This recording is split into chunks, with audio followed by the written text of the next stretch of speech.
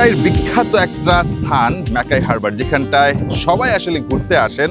দারুণ একটা জায়গা চারপাশে।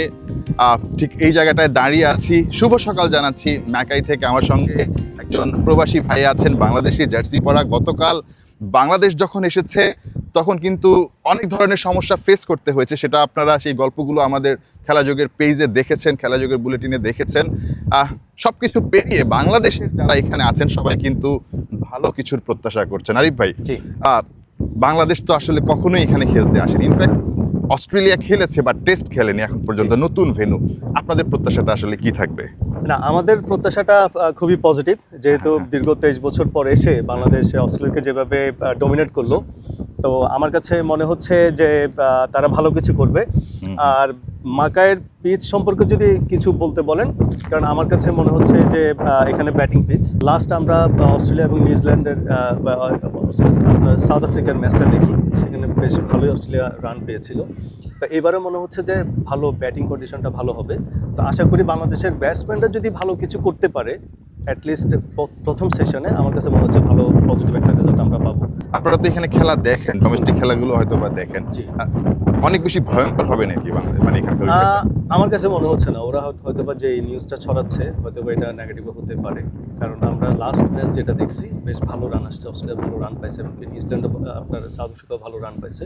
তো আশা করি এবারও বাংলাদেশ টিম ভালো রান পাবে আশা করি। তবে আমাদের যেটা প্রত্যাশা যে প্রত্যেকটা ফরম্যাটেই ভালো খেলতে হবে, তাহলে আপনার ডারউইনের মধ্যে একটা রেজাল্ট আমরা আশা করতে পারি। আচ্ছা, গতকাল তো দেখেছেন যে কি ধরনের বিড়ম্বনায় আসলে পড়েছেন ক্রিকেটাররা। আপনারা অস্ট্রেলিয়ায় থাকেন, ডারউইন থেকে ম্যাকাই 14.5 ঘন্টা, ভোর 5টায় রওনা দিয়ে সন্ধ্যা 7:05 এসে পৌঁছানো, মানে এটা কি আসলে এক্সপেক্ট করা যায় কিনা? কারণ যতটুকু জানি অস্ট্রেলিয়া খুব সম্ভবত চার্টার ফ্লাইটে করে এসেছে, বাট বাংলাদেশ এভাবে কেন আসলো, ভেঙে ভেঙে আসলো? ক্রিকেট অস্ট্রেলিয়া কি আর একটু সহজ করতে পারতো কিনা? আমরা যারা মাঘেতে থাকি, আমরা ব্রিসবেন হয়ে সব জায়গাতে যাই, ব্রিসবেন হয়ে সিডনি, ডারউইন, মেলবোর্ন, হোয়াটএভার। কিন্তু ওনারা কেন কেইন্সে আসলো, ডারউইন থেকে কেন কেইন্সে আসলো, কেইন্স থেকে কেন টাউন্সভিল, টাউন্সভিল থেকে আবার কেন ম্যাকাই? এটা হেক্টিক একটা জার্নি হচ্ছে। আমার কাছে মনে হচ্ছে যেটা বাংলাদেশ ক্রিকেট টিম থেকে এটা অস্ট্রেলিয়াকে একটা নোটিস করা দরকার যে why did you do that, because all the players they are very tired. সবচেয়ে বড় কথা কি, দিন শেষে দেখেন এই কারণে, শুধুমাত্র এই কারণটাতে বাংলাদেশ আজকে প্র্যাকটিসই করতে পারলো না। জি, সকালবেলা প্র্যাকটিস করার কথা, সেটা এখন শুধুমাত্র জিম সেশন হয়ে গেছে। সবাই এত বেশি আসলে টায়ার্ড ছিল। ছবিগুলো নিশ্চয়ই আপনি দেখেছেন আমাদের পেজগুলোতে।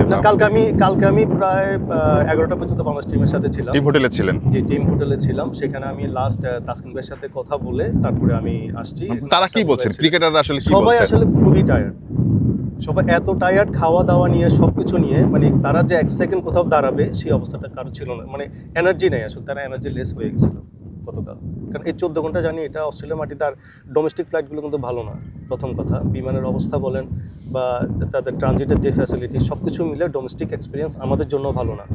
বাংলাদেশের ন্যাশনাল ক্রিকেট টিমের প্লেয়ার, তাদের জন্য কেন এটা করা হলো, আমি আসলে এটা অস্ট্রেলিয়ার ক্রিকেট আপনার বোর্ডকে এটার উত্তর দেওয়া দরকার। হ্যাঁ, লাস্ট কোশ্চেন, সেটা হচ্ছে বাংলাদেশ কেমন করে, এক কথায় বলবেন এই ম্যাচে? আমি আশা করি ব্যক্তিগতভাবে আমরা উইন করব এবং কি আমরা সেলিব্রেশন পার্টি রেডি রাখছেন? ইনশাআল্লাহ সবকিছু রেডি, সবকিছু রেডি।